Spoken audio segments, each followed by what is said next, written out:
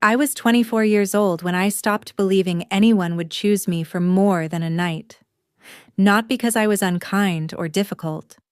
Not because I didn't try. But because every man who'd looked at me in the 3 years since the accident had done the same mental calculation, the same quiet assessment of whether I was worth the complications that came with dating someone who wore a prosthetic leg beneath her jeans. The answer was always no. Sometimes it took a week for them to realize it. Sometimes a month. Once, almost 3 months, which had been just long enough for me to start imagining a future before he sat me down in a coffee shop and explained, very gently, that he just didn't think he could be there for me the way I deserved. As if my body was a burden he was doing me a favor by refusing to carry. By 24, I had learned to expect the moment when interest turned to pity, when attraction curdled into obligation. I had learned to see it coming in the way. Their eyes would drop to my leg when I walked. In the careful way they'd slow their pace without asking. In the slow realization that being with me meant understanding phantom pain at 3 a.m., prosthetic adjustments, and explaining to their friends and family that yes, she lost her leg. No, it's permanent. Yes, I'm sure. I had learned that most people could handle the idea of disability in the abstract. They could retweet inspirational quotes and admire Paralympic athletes, and donate to veteran charities. What they couldn't handle was the reality of it in their bed, in their life, in their future. So I stopped expecting anything different. I built a small, careful life that didn't require anyone else's approval. I worked remotely as a medical transcriptionist, converted my grandmother's old house into something I could navigate, adopted a 3-legged cat I named Pixel because misery loves company, and because he was the only living thing that didn't look at my prosthetic and recalculate my value. And I told myself I was content. I told myself that wanting to be chosen, really chosen, not pitied or tolerated or temporarily accepted, was a fantasy I'd outgrown along with my left leg below the knee. Then Kale Volkov walked into my life like a storm system, dark and inevitable, and everything I thought I knew about my place in the world shattered under the weight of his attention. This is the story of how a man everyone feared taught me that being broken doesn't mean being worthless, and how I learned that sometimes the most dangerous choice you can make is believing you deserve to be loved. The accident happened on March 3, 2019. I was 21, a junior at State studying physical therapy, which is ironic enough that I don't need to elaborate on it. I was driving home from a late shift at the campus rec center when a semi-truck ran a red light at the intersection of Coleman and 5th. I don't remember the impact. I remember the light turning green. I remember starting to accelerate. Then I remember waking up in a hospital room with my mother crying and a surgeon explaining words like crush injury and below-knee amputation and prosthetic fitting. The truck driver survived without a scratch. I woke up with my left leg gone and a 100% certainty that my life would never be the same. After 6 months of healing, prosthetic fittings that left me frustrated and tearful, physical therapy sessions where I had to relearn how to walk, and more pain than I thought a human body could process, I had a new normal. I was an amputee who wore a prosthetic leg and had to plan my life around socket adjustments, skin irritation, and the constant awareness that my body was now part flesh, part titanium and carbon fiber. I was 22 when I finally accepted it. 22 when I dropped out of school because navigating campus with a new prosthetic while dealing with phantom pain and socket issues felt impossible. 22 when I moved into my grandmother's house after she passed, because it was single-story and she'd left it to me, and I couldn't afford anywhere else. 22 when I started teaching myself medical transcription from YouTube videos because it was something I could do from home, something that didn't require me to walk miles across a campus built for people whose bodies cooperated. 22 when I went on my first date after the amputation and realized, halfway through dinner, that he'd only asked me out because his church had a ministry for helping wounded warriors, and he'd assumed I was a veteran. I wasn't. I was just a girl who'd been in the wrong place at the wrong time. I didn't go on a second date with him, but I went on other dates. Over the next 2 years, I tried. I wanted to believe that someone could see past the prosthetic, past the occasional limp when my leg was bothering me, past the reality that some days I needed to take the prosthetic off and rest because my residual limb was swollen or painful. There was Ethan, who lasted 2 weeks before admitting he just wasn't ready for something this complicated. We'd been talking about what movies we liked. There was Lucas, who made it a month before his sister, called me to explain that her brother needed someone who could keep up with his active lifestyle. I hiked. I swam. I did yoga. Apparently, that wasn't active enough.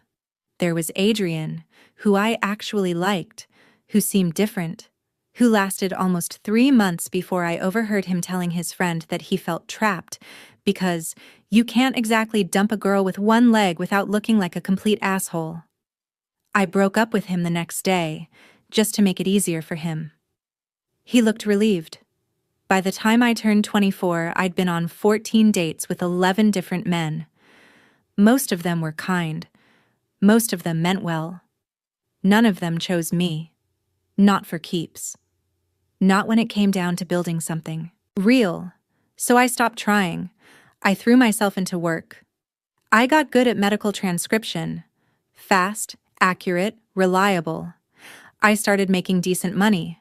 I fixed up my grandmother's house, installed a walk-in shower, made sure the floors were smooth enough that I wouldn't catch my prosthetic foot on anything, turned the spare bedroom into a home office. I made friends with my neighbors, Mrs. Park, who was 76, and brought me Korean side dishes when she made too much.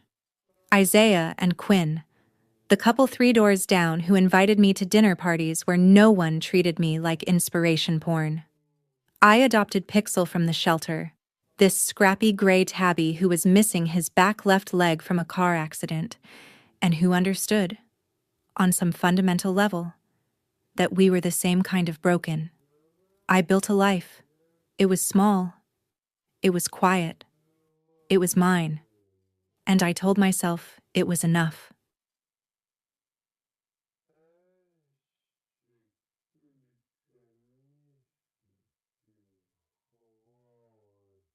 The first time I saw Kale Volkov, I didn't know who he was.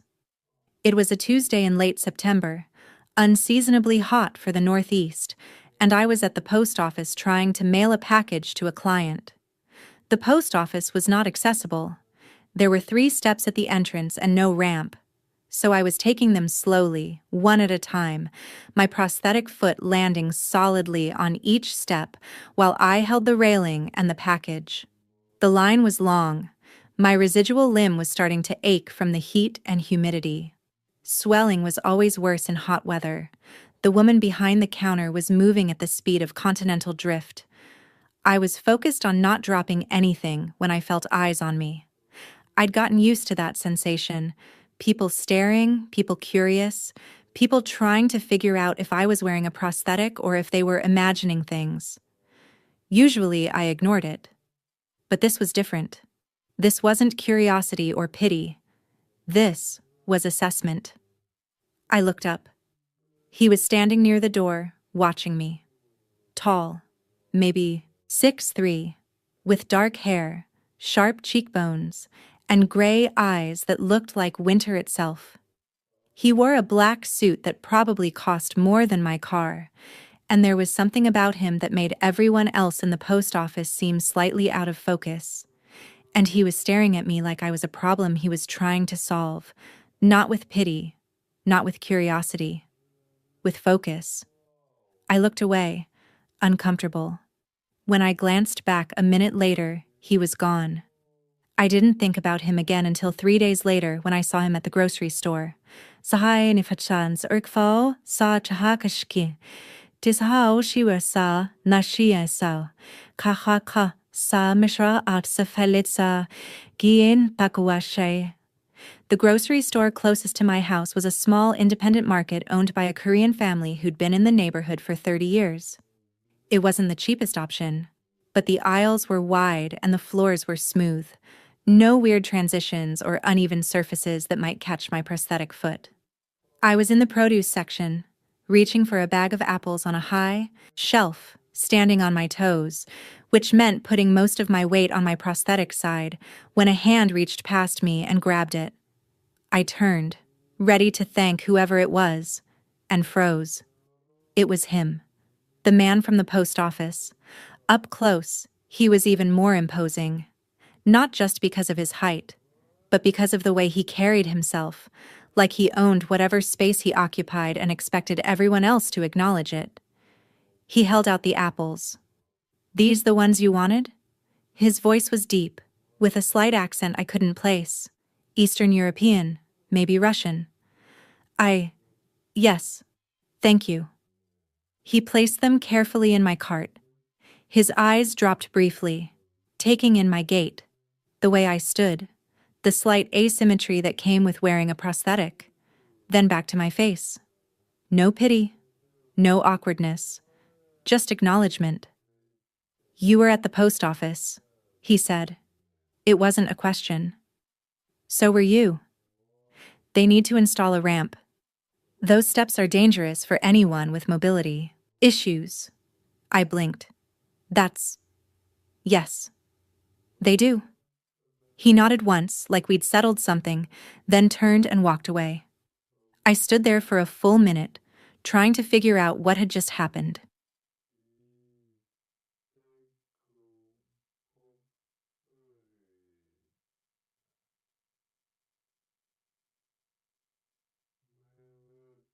I saw him twice more that week.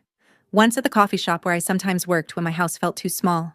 He was at a corner table talking on the phone in what sounded like Russian, his voice low and intense.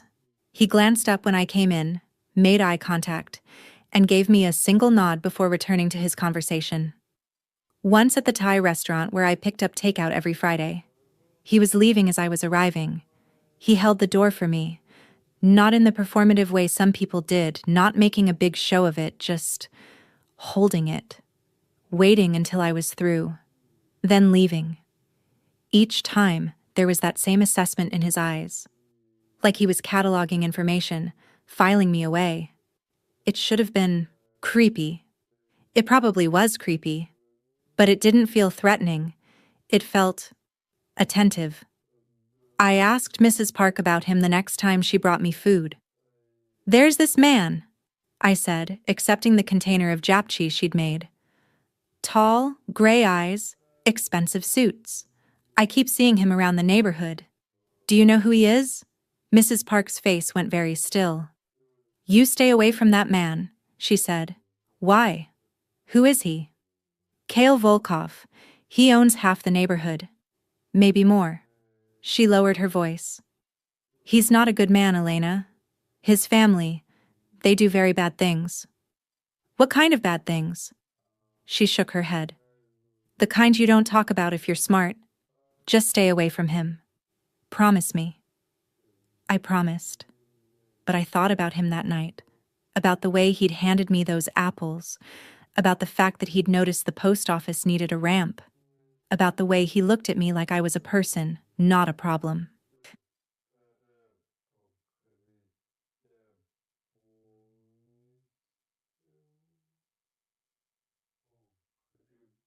Two weeks later, on a Wednesday evening in mid-October, someone knocked on my door. It was late, almost 9.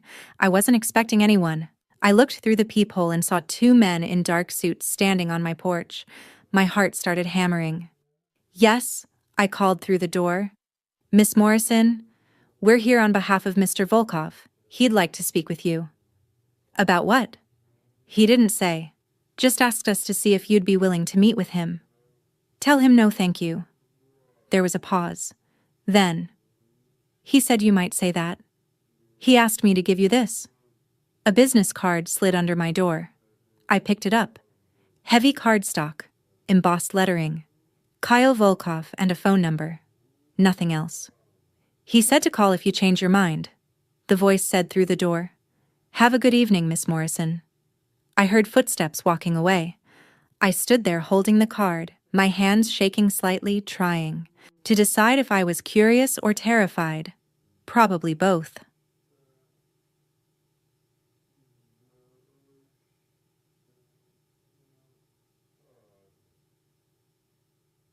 I didn't call him. For 3 days, that card sat on my kitchen counter, and I didn't call him. I told myself it was because I didn't need complications from a man Mrs. Park said was dangerous. Because I had a good life, a quiet life, and I didn't need to invite trouble into it. But the truth was simpler. I didn't call because I was afraid of what it meant that he'd sent his people to my house. Not afraid for my safety, afraid of what it meant that someone like him, someone powerful and feared and, according to Mrs. Park, not good, had noticed me enough to want to talk to me. People didn't notice me, not like that, and the ones who did usually wanted something.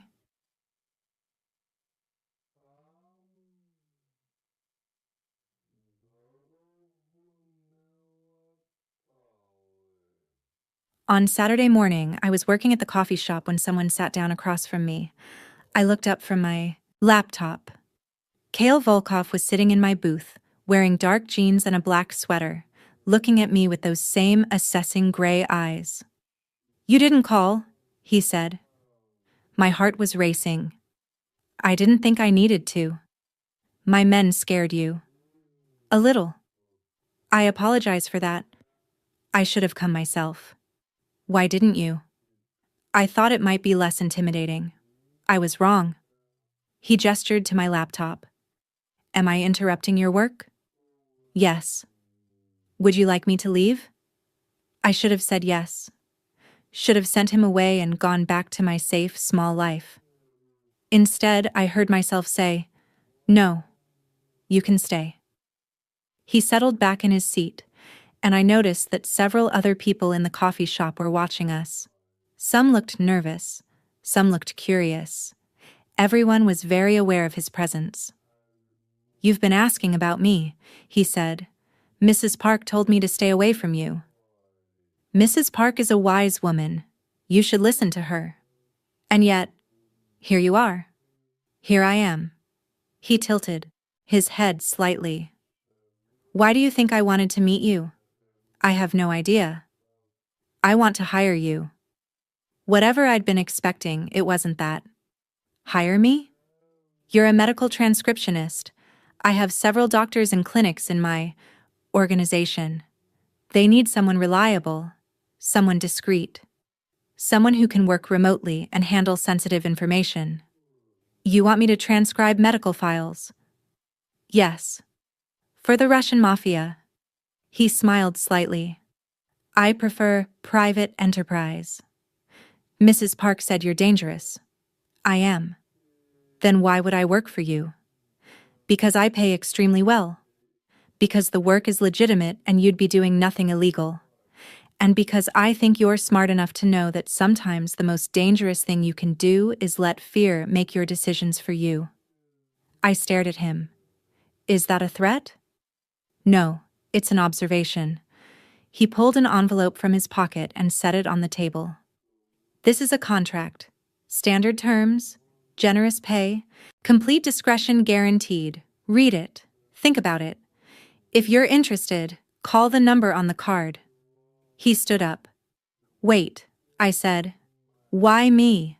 There are thousands of transcriptionists. Why track me down specifically? He looked at me for a long moment. Because you're good at your job. Because you keep to yourself. Because you understand what it means to be underestimated. He paused. And because when I handed you those apples 2 weeks ago, you didn't treat me like I was doing you a favor. You just said thank you and moved on. Do you know how rare that is? People treat you differently. Everyone treats me differently. They're afraid, or they want something, or they're performing gratitude they don't feel. He gestured to me. You just wanted apples. I didn't know who you were. I know. That's why it mattered. He walked away, leaving me with an envelope and more questions than I'd had 5 minutes ago.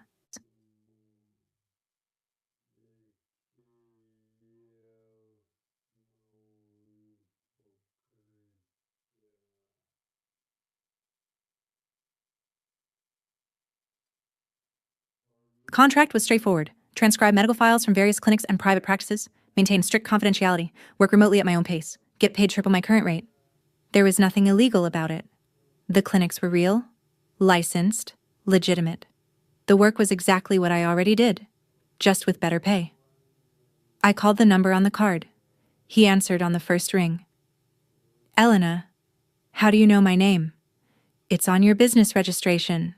You're not hard to find. Right. I took a breath. I'll do it. The transcription work. But I have conditions. Name them. I don't want to know anything about your other business. I transcribe medical files. That's it. I don't want to be involved in anything else. Agreed? And if I ever feel unsafe or uncomfortable, I can quit without explanation. Agreed. And you don't send men to my house again. If you need to talk to me, you call first. Agreed. He paused. Is that everything? For now.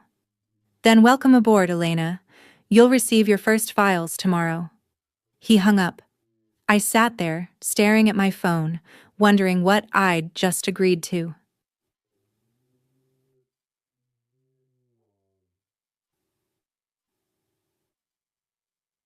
The work was exactly what he'd promised. Medical files arrived in secure, encrypted folders. I transcribed them. I sent them back. Money appeared in my account like clockwork. The content was boring. Standard doctor visits, prescriptions, routine procedures. Nothing suspicious. Nothing illegal. Just well-paying, straightforward work. I didn't see Cale for 3 weeks. Then, on a Thursday afternoon in November, he knocked on my door. I opened it, surprised. Hi, I said. Hi, I wanted to check in. Make sure everything is working smoothly with the transcription. It's fine. Everything's fine. Good. He hesitated. May I come in? I should have said no. Instead, I stepped back and let him into my house.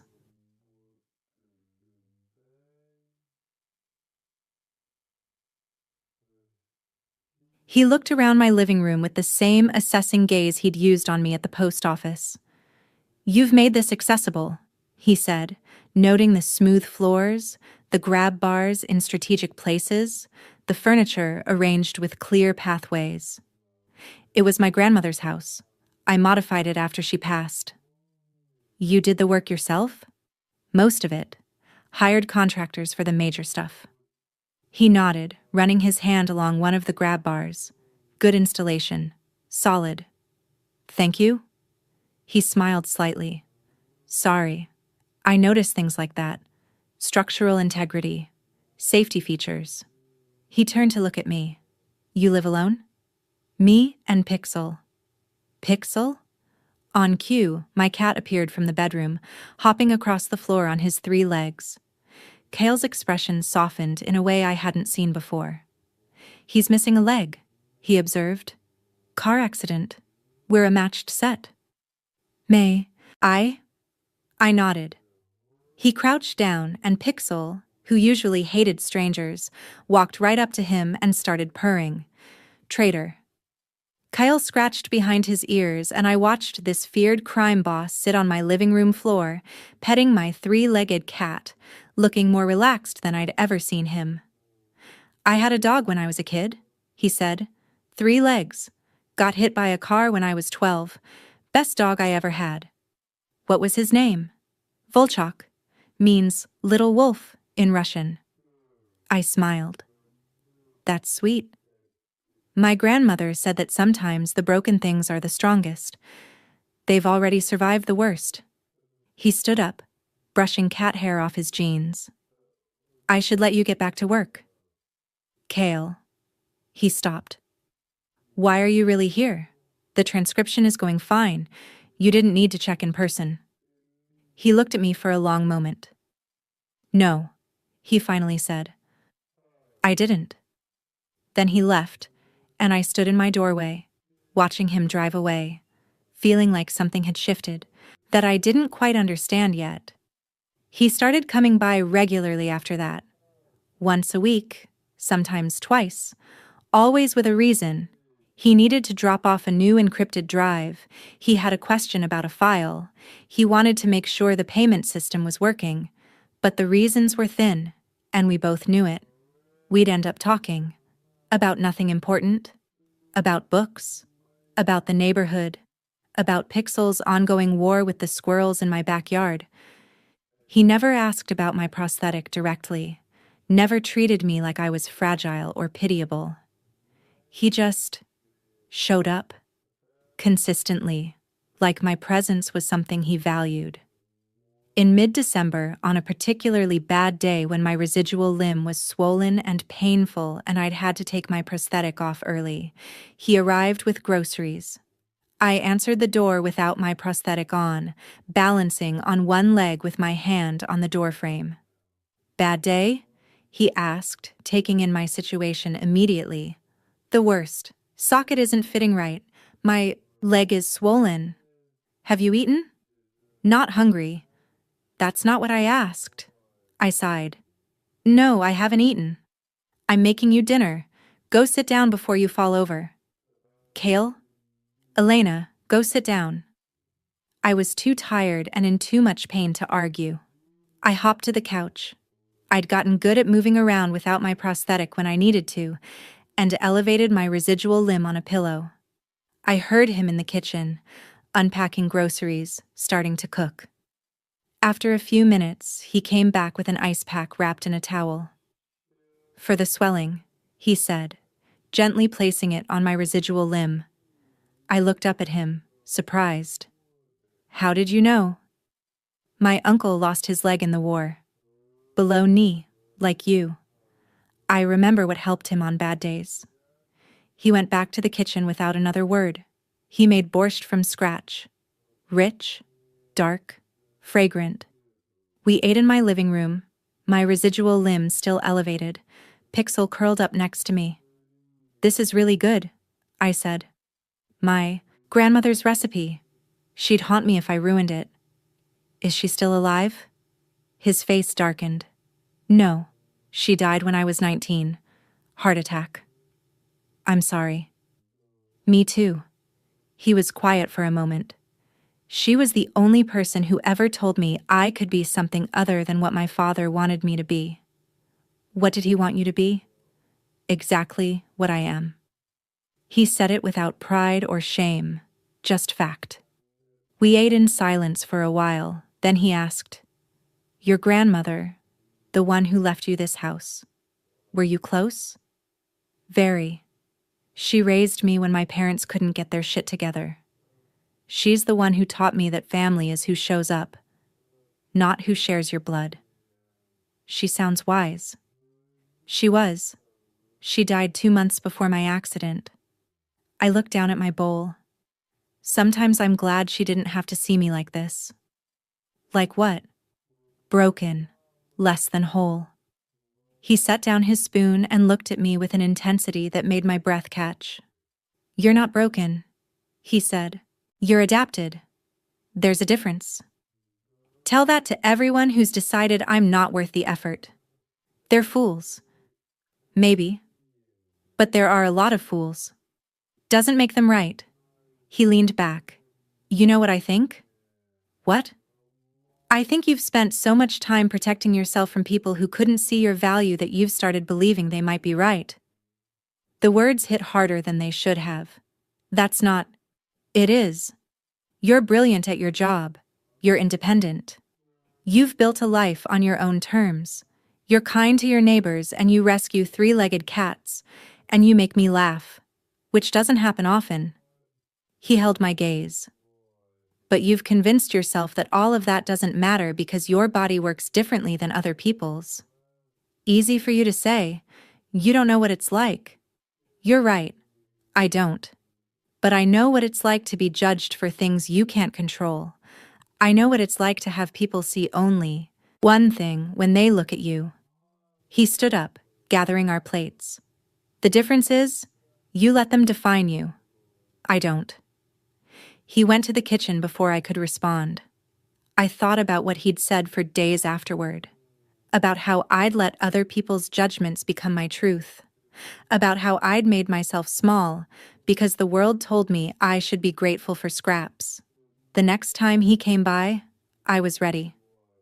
I want to ask you something, I said. Ask. Why do you keep coming here? And don't tell me it's about the transcription work. He was quiet for a moment, then sat down across from me. At first, it was curiosity, he said. I saw you at the post office, taking those steps carefully, and I was angry. Angry that the world is built for people who don't need accommodations. Angry that people like you have to fight for basic accessibility. He paused. Then I saw you at the grocery store, and I realized you weren't fighting.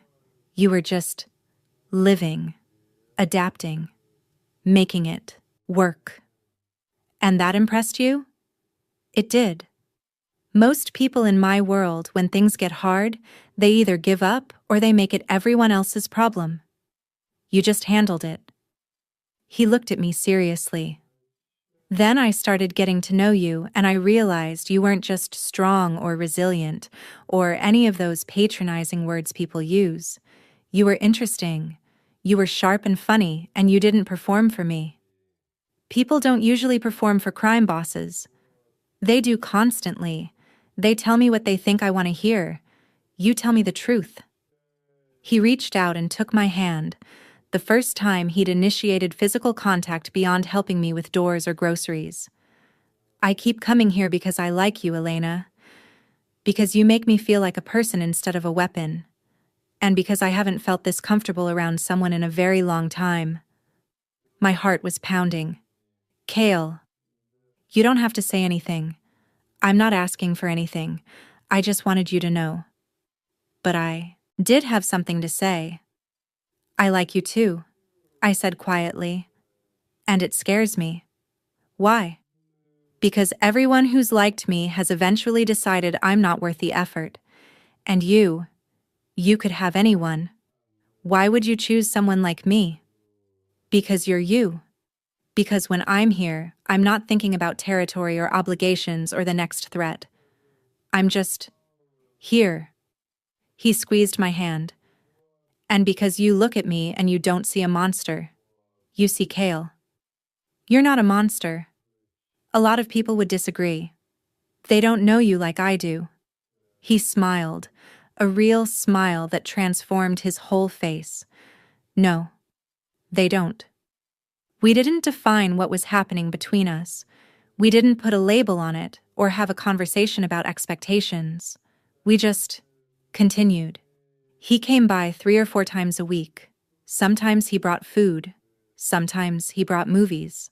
Sometimes he just sat in my living room while I worked, reading or handling his own business, comfortable in the silence.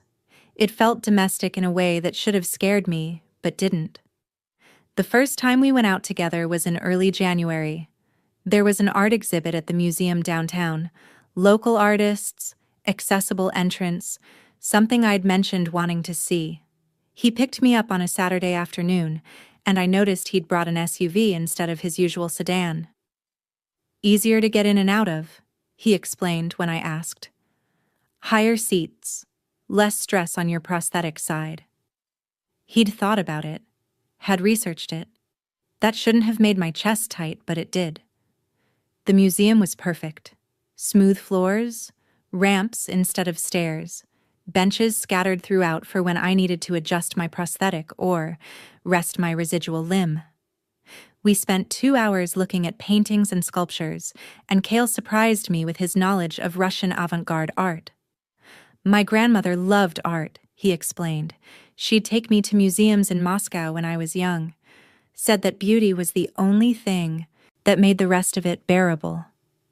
The rest of what? The family business? The violence? The constant looking over your shoulder? He stopped in front of a painting of a woman reading by a window. She wanted something better for us. She died before she could make it happen. Is that why you're still in it? The family business? Partly. Mostly it's because it's all I know. It's what I'm good at. He looked at me. You're the first person who's ever made me think about what else I could be good at. Like what? I don't know yet, but I'm starting to think it might be worth finding out. People noticed us at the museum. I could feel their eyes, hear the whispers. Some recognized him. Kale Volkov didn't go unnoticed in public. Others were just curious about the unlikely pairing, the feared crime boss and the woman with the prosthetic leg. I waited for the pity, the judgment. But when I glanced at Kale, he was looking at me with such clear pride, like being with me was exactly where he wanted to be, that nothing else mattered. We had dinner after, at a small Russian restaurant he knew. The owner's an old friend, he said. Completely accessible. I checked. The owner, a bear of a man named Victor who had arms like tree trunks, greeted Kale warmly and gave me a kiss on each cheek like I was family. So this is her, he said to Kale in heavily accented English, the one who's got you smiling again. Kale shot him a look that would have terrified most people. Victor just laughed. We sat in a corner booth, and Victor brought us food we didn't order. You eat what I make, no arguing. And it was some of the best food I'd ever tasted. Halfway through the meal, an older woman approached our table. She was elegant, well-dressed, with sharp eyes that took in everything.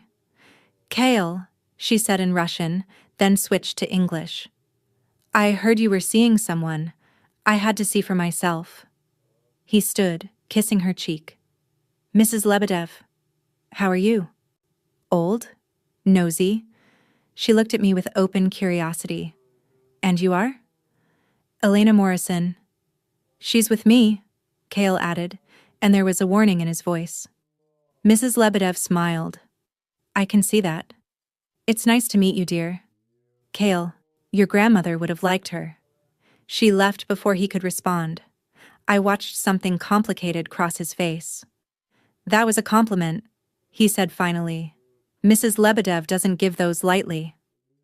We drove home in comfortable silence, and when he walked me to my door, he hesitated. Thank you for today, he said. I should be thanking you. You planned everything. I wanted to. I wanted to show you that that this could work. Out in the world. Not just in your living room. Because you were worried I'd think it couldn't? Because I was worried you'd think I was ashamed of being seen with you. The honesty of it stole my breath. I don't think that, I said softly. I think you're the first person who's ever been proud to be seen with me.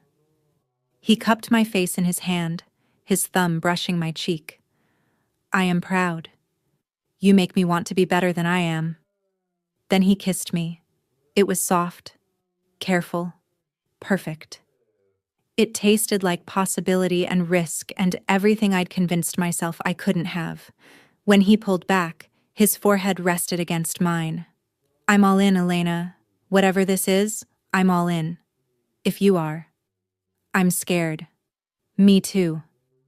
Everyone's going to have opinions. Let them. Your world is dangerous. I'll keep you safe. What if... Elena. He pulled back to look at me. What if we just try? What if we stop catastrophizing and just see what happens? I thought about all the times I'd protected myself. All the times I'd said no before anyone could reject me. All the times I'd made myself small. Okay, I whispered. Let's try. Trying, it turned out, meant integrating our lives in small, deliberate ways. He started keeping clothes at my house. Just a few things. A toothbrush, a razor. I started keeping a bag packed for when I needed to stay at his place.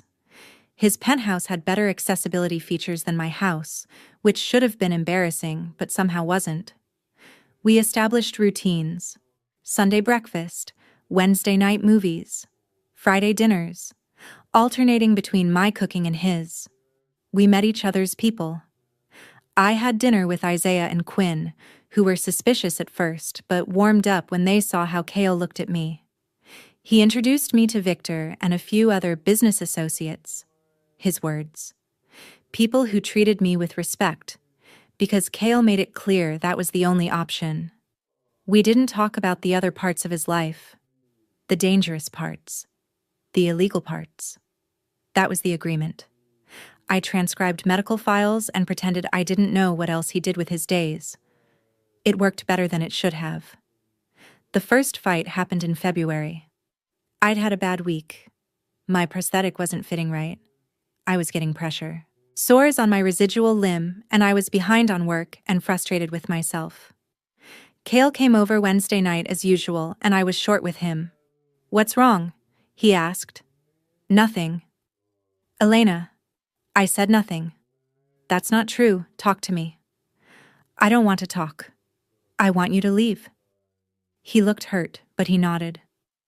"Okay, I'll go, but I'm coming back tomorrow." "Don't." "Yes, I'm coming back." Because that's what people who care about each other do. They don't run when things get hard. He left, and I sat on my couch crying, hating my body, and hating that I'd taken it out on him. He showed up the next morning with coffee and pastries, and didn't say anything about the night before. "I'm sorry," I said immediately. "I was an asshole." "You were in pain. That's not an excuse." "No, but it's a reason." He sat down next to me. "Elena, I need you to understand something. When you're hurting, physically, emotionally, whatever, you don't have to be nice to me. You don't have to perform being okay. You can be mad and frustrated and short-tempered. I can handle it. Everyone says that until they can't. I'm not everyone."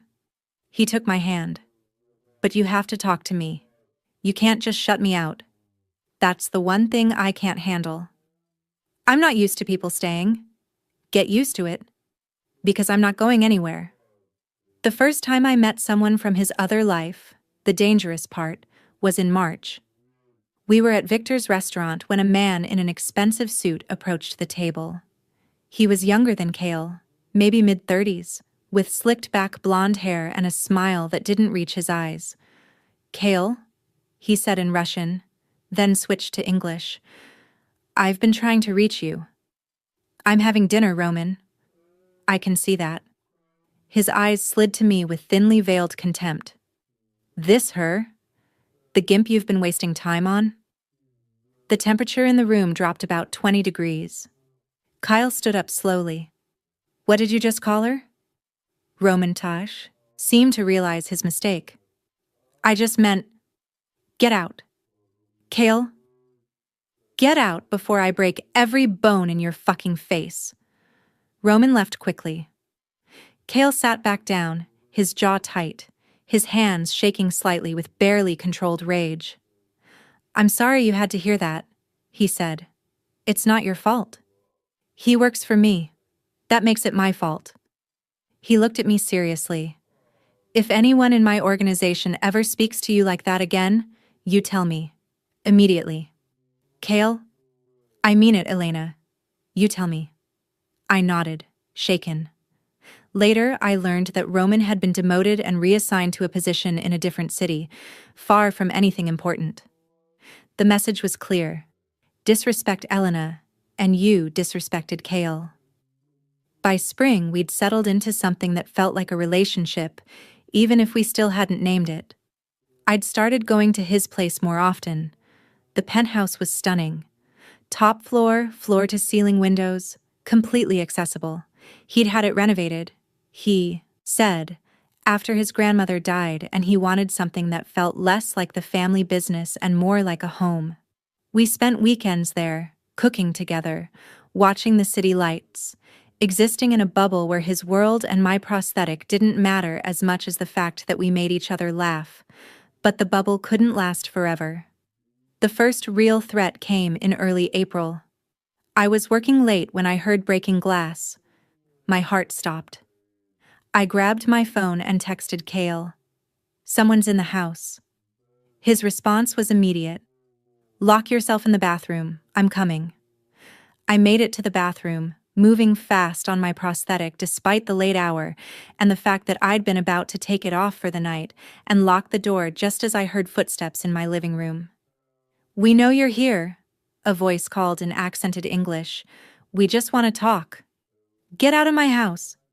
"Can't do that. We have a message for Kyle Volkov." My blood went cold. I heard them, moving through my house, opening doors, searching. Then I heard the front door slam open. Gunshots. Shouting. Silence. Kale's voice came through the bathroom door.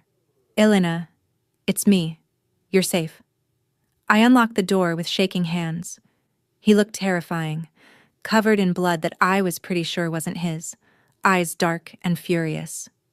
"Are you hurt?" he demanded. No, I'm fine." He pulled me into his arms and I could feel him shaking. "I'm so sorry," he said against my hair. "I'm so fucking sorry." Behind him, I could see two of his men dragging bodies out of my living room. I started to shake. He took me to his place that night. Wouldn't let me go back to my house. "It's not safe," he said. "It was never safe. Not if I'm with you." He flinched like I'd hit him. We didn't talk for the rest of the night. He set me up in his guest room, fully accessible, everything I could need, and left me alone. I didn't sleep. The next morning, he was sitting in his living room when I came out. "I'm ending it," he said without preamble. "Ending what?" "This. Us. I'm getting you out." "Kale. Last night shouldn't have happened. You were in danger because of me. I won't let that happen again." "So you're just going to decide we're done? Without asking me?" "I'm protecting you." "No. You're running away." I moved closer to him. "Those men, they came to my house to get to you. That's not your fault." "It is my fault. Everything in my life is dangerous. Everyone I care about becomes a target. I knew that, and I let myself want you anyway. So what? You're just going to walk away?" "Yes." "Bullshit." He looked up, surprised. "You don't get to decide you're too dangerous for me," I said, my voice shaking. "You don't get to make that choice alone. This is my life, my risk, and I'm choosing you." "You don't understand." "I understand perfectly. You're scared. So am I. But I'm also tired of people deciding what I can and can't handle. I'm tired of being protected from my own choices." I sat down next to him. "I love you, Kyle, and I know that means living with the risk. But I'd rather have you in the danger than safety without you." He stared at me. "You love me?" "Of course I love you. I've loved you since you brought me ice for my residual limb and told me I wasn't broken. I just hadn't said it yet." "Elena, so here's what's going to happen. You're going to upgrade security. You're going to make sure my house is safe. And then we're going to keep going. Because I'm not walking away from the best thing that's ever happened to me just because it's scary." He pulled me into his lap, holding me so tight I could barely breathe. "I love you," he said against my neck. "I love you so much it terrifies me." "Good. Terror means it matters." He laughed, actually laughed, and kissed me like I was oxygen. After the break-in, everything changed. Not between us. Between us, things got deeper, more solid, more real. But Kale took the threat seriously. My house got a complete security overhaul. Cameras, alarms, reinforced doors and windows. He assigned men to watch the perimeter, though I never saw them. He also started teaching me how to protect myself. "I can't be everywhere," he said one Sunday morning, "but I can make sure you know how to handle things if I'm not there." So I learned how to shoot, how to identify threats, how to use everyday objects as weapons. It should have felt paranoid. Instead, it felt empowering. I wasn't helpless. I was prepared. In May, he asked me to move in with him. We were at his place, making breakfast when he said it. "I want you to live here." I stopped mid-scramble. What? Move in with me. Permanently. He turned off the stove and faced me. I know it's fast. I know you love your house. But I need you somewhere I can keep you safe. And I want to wake up next to you every morning. Kale? Before you say no, just think about it. This place is more accessible. The security is better. You'd have the whole second bedroom as an office. Pixel can come. I'm not asking you to give up your independence. I'm asking you to share my space. I looked around the penthouse. It was beautiful, safe, more accessible than anywhere I'd ever lived. But it was his space. What if it doesn't work? I asked quietly. Then we figure it out. Together. He took my hands. Elena, I'm not going anywhere. Whether you live here or at your house or on the moon, I'm in this. But I sleep better when you're close. Let me think about it. Take all the time you need. I thought about it for 2 days. Then I called Mrs. Park. I need advice, I said. About the Russian. How did you? Dear, the whole neighborhood knows. He's been here every day for months. And those men watching your house aren't exactly subtle. She paused. Are you happy? Yes. Does he treat you well?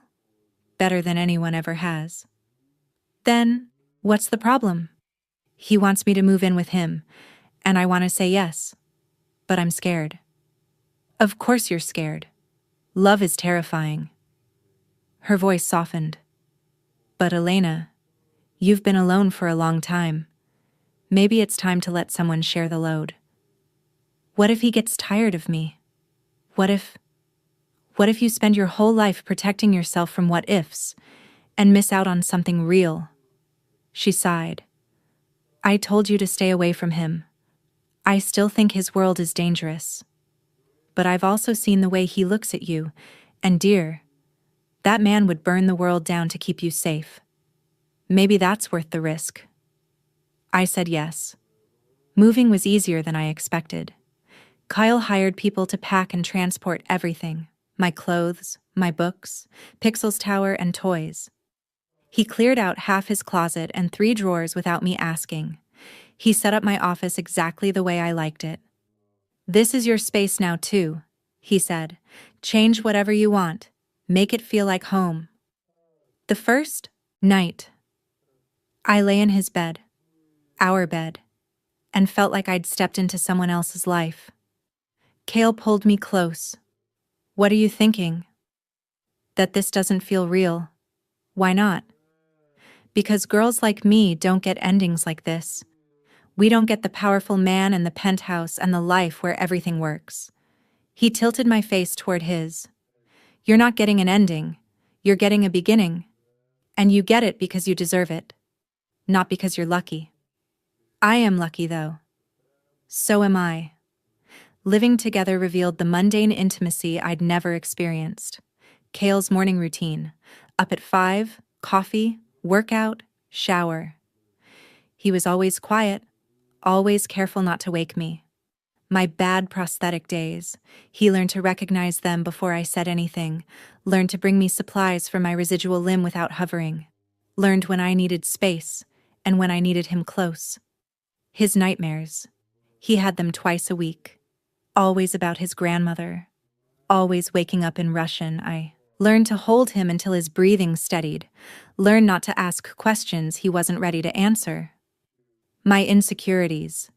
They came in waves, especially on days when my prosthetic wasn't cooperating. He learned to talk me through them, to remind me that my worth wasn't tied to my mobility. We learned each other in the small, unglamorous ways that build a life. In June, he took me to meet his family. Fair warning, he said on the drive over. They're going to have opinions. About me? About everything. They're Russian. Having opinions is practically a religion. He squeezed my hand. But you're important to me, so they'll be respectful, or they'll answer to me. His family gathered every Sunday at his uncle's house, a sprawling property outside the city. When we arrived, I counted at least 20 people. Kyle's hand never left my back as he introduced me. His uncle Dimitri looked me up and down, then nodded. Kyle says you're smart, are you?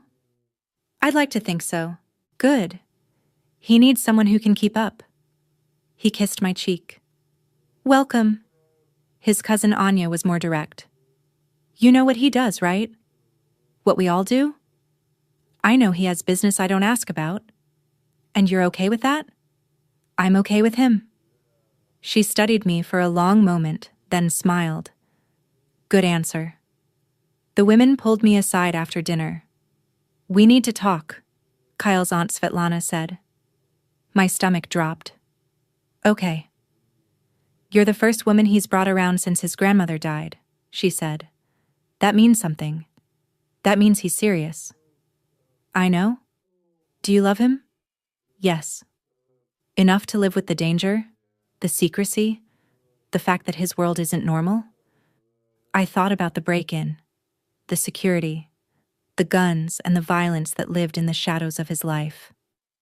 Yes, I said firmly. I love him enough. She nodded. Then you have our blessing and our protection. Your family now. On the drive home, Kale was quiet. That went well, I said. Did it? Your family likes me. Of course they do. You're perfect. I'm not perfect. You are to me. He glanced over at me. Thank you for today. I know it was a lot. It was worth it. They're your family. I want to know them. They can be overwhelming. So can you. I'm used to it. He laughed, and I felt something settle in my chest. This was real. This was happening. I was building a life with this man. In July, Kale left for a week. Business, was all he said. Out of the country. I can't take you with me. Is it dangerous? It's always dangerous. He cupped my face. But I'll be careful, and you'll be safe here. Roman will be in charge of security while I'm gone. Roman, the same Roman who'd called me a gimp, had been working to earn back Kale's trust. He'd apologized to me 3 separate times, awkwardly but sincerely. I don't like Roman. I know, but he's good at his job, and he knows that if anything happens to you, I'll kill him myself. He kissed me. I'll call you every night, and I'll be back Saturday. Promise. Promise. He called every night, as promised. But on Thursday, the call came at 2 a.m. instead of his usual 8 p.m. Elena. His voice was wrong, strained, tight. What's wrong? There's been a complication. I need you to listen carefully. My heart started racing. Someone's coming for you. Someone who wants to use you to get to me. Roman is going to take you somewhere safe until I get back. Kale. I need you to trust me, please. Just go with Roman and don't ask questions. When will you be back? Soon, I promise. His voice broke slightly. I love you, Elena. Remember that. Then he hung up. Roman showed up 10 minutes later. We need to go. Now. Where? Somewhere safe. That's all I know. I grabbed my emergency bag.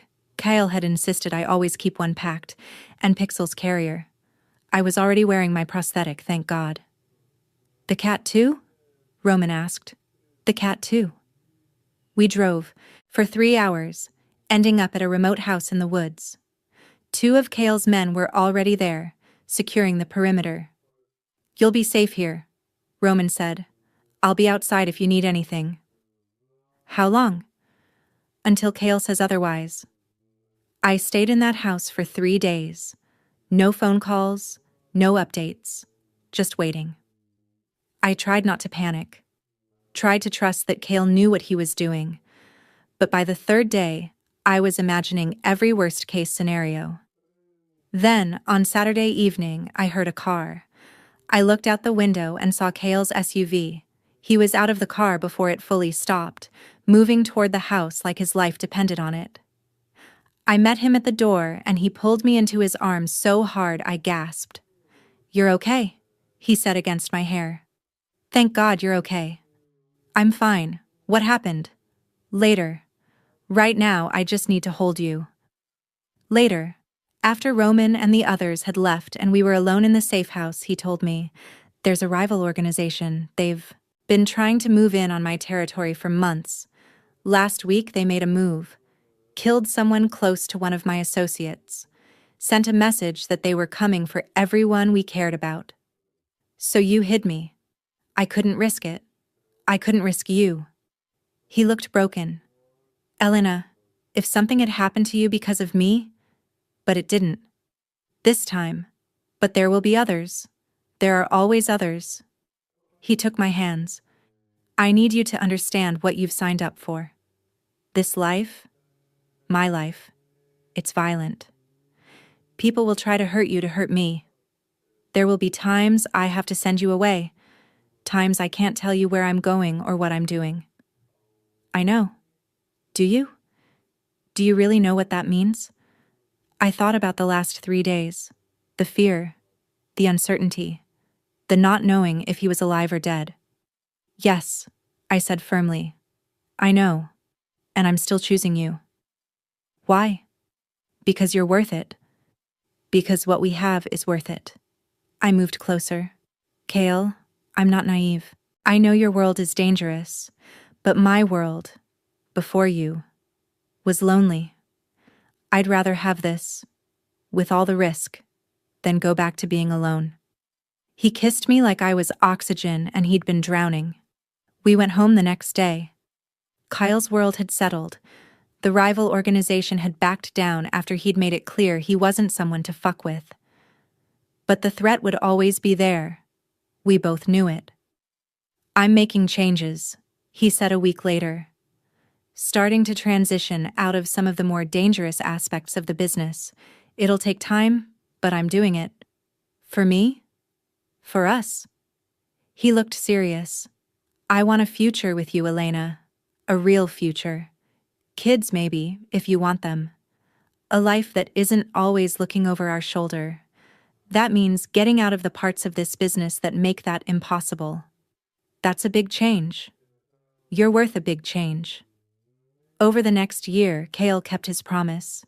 He started stepping back from the violent side of the business, focusing on legitimate enterprises, restaurants, construction companies, real estate development.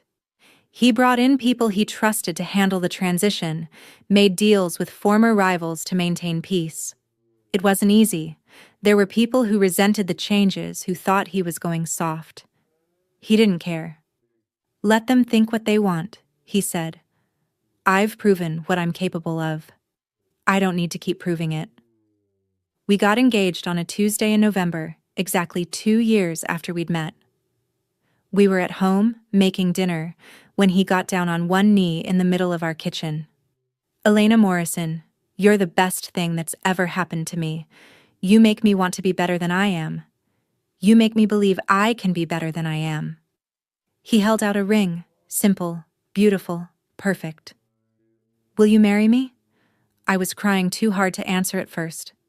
"Yes," I finally managed. "Yes, of course, yes." We got married in spring. Small ceremony, just family and close friends. His uncle Dimitri's estate, flowers everywhere, Pixel in a tiny bow tie that he tolerated for approximately 3 minutes. When I walked down the aisle, slowly, on Kale's arm because my father wasn't in my life, and I wanted it to be him, I saw him cry for the first time. "You're so beautiful," he whispered in Russian, then English. "You're biased." "I'm honest." "Our vows were simple," I said. "You saw me when I was invisible. You chose me when I was unchosen. You loved me not despite who I am, but because of who I am. You are my home." He said, "You made me believe in second chances. You taught me that strength isn't about power, it's about resilience. You are my peace in a violent world. I will spend every day of my life choosing you." When we kissed, everyone cheered, and I felt chosen in a way I'd never felt before. We honeymooned in Russia, St. Petersburg, his grandmother's hometown. It was completely accessible. which he'd made sure of before booking anything. We spent 2 weeks eating incredible food, meeting distant relatives, visiting the Hermitage, and walking along the Neva River. "I've never been this happy," I said one afternoon. "Me neither. Are you scared it won't last?" "Every day." He pulled me closer. "But I'm more scared of not trying." When we got home, I went back to work. Medical transcription, consulting for accessibility nonprofits, teaching adaptive self-defense classes for amputees. Cale continued his transition out of the dangerous parts of the business. We bought a house, single story, completely accessible, big yard for the future kids we'd started talking about. We built a life. On our first anniversary, I found out I was pregnant. I was terrified. My doctors had warned me that pregnancy with a prosthetic could be complicated. Balance issues, increased swelling in my residual limb, the need to adjust my prosthetic as my center of gravity shifted. But Cale's face when I told him, pure joy, pure hope, made it worth the risk. "We'll figure it out," he said, his hand on my still flat stomach. "We always do." Pregnancy was hard.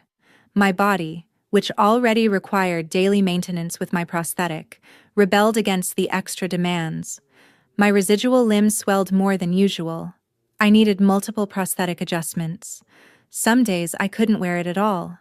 But Kyle was there for everything. Every doctor's appointment. Every bad prosthetic day. Every moment of fear and doubt. "You're the strongest person I've ever met," he said one night when I was crying from frustration. "I don't feel strong." Strength isn't about not struggling. It's about struggling and doing it anyway. He kissed my forehead. "You're creating a life while your body fights you at every turn. That's fucking heroic." Our daughter was born on a rainy Tuesday in March. 7 pounds, healthy lungs, her father's gray eyes. We named her Anastasia after Cale's grandmother. When they placed her in my arms, I looked at this perfect tiny human and thought about how she'd grown inside a body everyone told me was incomplete. I thought about how I'd believed I was unchoosable. I thought about all the people who'd walked away. And I thought about Cale, who'd walked toward me instead. "She's perfect," he said, tears streaming down his face. "She is. So are you." It's been 5 years since I met Cale in that post office. 4 years since we got married. 2 years since Anastasia was born. We have a second child now. A son named Alexei, after Cale's uncle who became like a father to him. Cale's completely out of the dangerous parts of the business. He runs legitimate companies, mentors young men trying to get out of the life, donates to prosthetic research and accessibility organizations. I run a nonprofit that provides prosthetic care and adaptive equipment to amputees who can't afford it. We still live in the house with the big yard. Pixel is ancient and cranky. Anastasia is learning to read. Alexei is learning to walk. Life is messy and chaotic and nothing like I imagined when I was 24 and convinced I was unchoosable. Sometimes, late at night when the kids are asleep and the house is quiet, Cale and I sit on our back porch and talk about how far we've come. "Do you ever regret it?" I ask him. "Leaving the life? Not for a second. Do you ever regret taking a chance on me?" "Never. Even with everything that came with it? The danger, the fear, the complications? I think about the break-in, the week in the safe house, the constant awareness that his past could come back. Even with all of that, because you're worth it." I take his hand. "And because you taught me something important." "What's that?" "That being chosen isn't about being perfect or easy or convenient. It's about someone seeing all of you, the hard parts and the complicated parts and the incomplete parts, and deciding you're worth it anyway." He pulls me close. "You were never incomplete. You were always whole. I just helped you see it. You did more than that. You chose me when no one else would. You made me believe I was worth choosing. You are worth choosing. Every day, every moment, you're worth choosing." The next morning, Anastasia asks me about my prosthetic. Mama, why is your leg different? It's the first time she's asked directly. I sit down with her and take off my prosthetic so she can see it. Because I was in an accident when I was younger, and the doctors had to remove part of my leg. So now I wear this prosthetic to help me walk. She touches it carefully. Does it hurt? Sometimes. But that's okay. Everybody's body works differently. Yours works one way, mine works another way. And Papa loves you with your robot leg? I smile. Papa loves me, including my prosthetic. It's part of who I am. Okay. She considers this. I love you with your robot leg too. It's cool. My heart swells. Thank you, baby. She runs off to play, already bored, with the conversation. Kale comes up behind me. She's going to grow up knowing that love isn't conditional, that bodies are just bodies. I hope so. She will. Because that's what we're teaching her. He kisses my temple.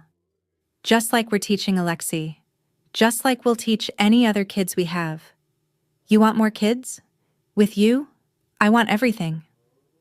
Later that week, I get a letter. It's from a woman named Sarah who found my nonprofit through a recommendation. Dear Elena, I'm writing because I need to tell you something. I'm 23 years old. I'm an above-knee amputee. For the last 2 years, I've been convinced that no one would ever choose me, that my prosthetic made me unchoosable. Then I found your organization. I saw your picture on the website. I read your story about the accident, about starting over, about finding love. And I realized something. You found someone who chose you, who saw past your prosthetic to who you really are. If you could find that, maybe I can too. Thank you for showing me that it's possible. Thank you for being visible. Thank you for not hiding. With gratitude, Sarah, I show the letter to Kale. This is why you do it, he says. This is why you tell your story, even when it's hard. I just want people to know they're not unchoosable, that the right person won't see their disability as a deal breaker. You're changing lives, Elena. We're changing lives. Together. That night, after the kids are in bed, I think about everything that led me here. The accident that changed my body. The years of rejection that broke my heart.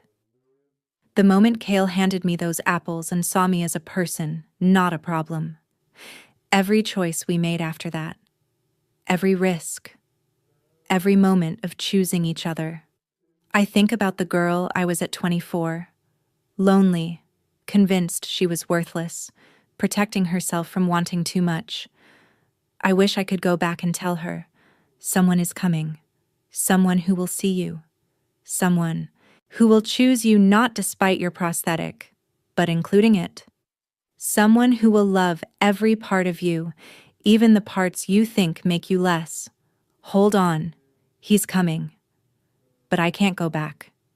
I can only be here, in this moment, in this life I built with a man everyone feared but who taught me what it means to be chosen. Kale finds me on the porch, lost in thought. What are you thinking about? He asks in Russian, then switches to English. What troubles you? Nothing troubles me. I'm thinking about how lucky I am. Lucky? Lucky that I went to that post office. Lucky that you noticed me. Lucky that you saw me. Elena. He takes my face in his hands. There's no luck in what we have. You earned every bit of this. You earned it by being exactly who you are. Strong, resilient, brave enough to take a chance on someone like me. Someone like you. A man with a violent past, a dangerous present, a complicated future. You're so much more than that. Only because you showed me I could be. We sit together in the dark, holding each other, listening to the sounds of our sleeping children through the monitor. This is what worth means, I think. Not perfection, not convenience, not ease. Just two people seeing each other completely and deciding that everything, the danger, the complications, the hard days and the harder nights, is worth it. Kale chose me when I was unchosen, loved me when I thought I was unlovable, saw me when I was invisible, and in doing so, he taught me the most important lesson I've ever learned. Being different doesn't mean being less. It just means you've survived something that tried to change you. And sometimes, if you're very fortunate, you'll find someone who sees your differences and thinks they're beautiful. Not because they make you strong, but because they make you you. At 24, I thought no one would ever choose me. I was wrong. Kale Volkov chose me. Every day, in every way that matters, he chooses me, and I choose him back. That's not a fairy tale. That's not luck. That's just love. Real, messy, complicated, beautiful love. The kind worth fighting for. The kind worth everything.